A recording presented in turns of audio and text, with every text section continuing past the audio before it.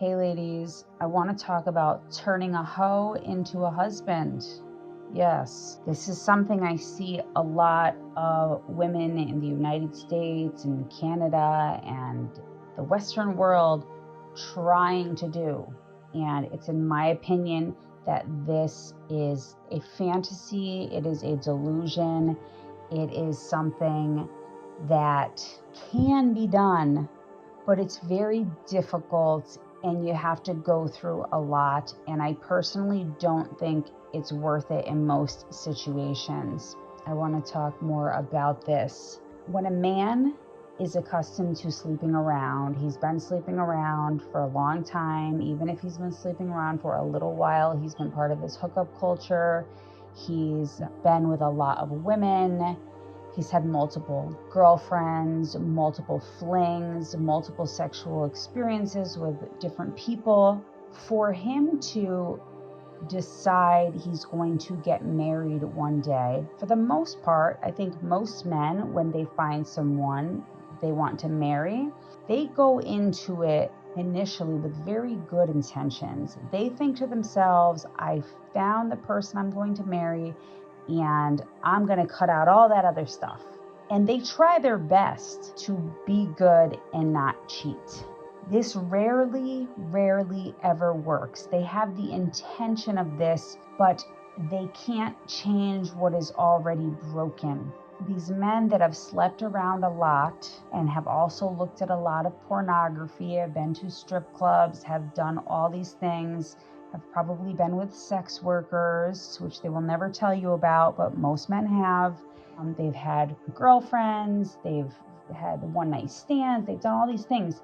Men have this whole Rolodex of sexual images inside of their minds that are stuck there.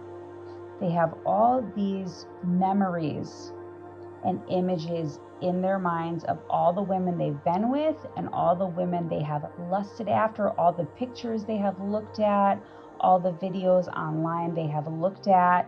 And their brain has become accustomed to having this very wide variety, and they remember all the different sizes and shapes and colors and sexual styles, and just they have all these different fantasies swirling around inside of their lustful minds. And then they want to get married, be with their wife. When they're with their wife, they tend to feel very unsatisfied because they have so much comparison in their mind. They have so many other women and sexual experiences to compare against what he has in his wife. These men will tend to get very bored.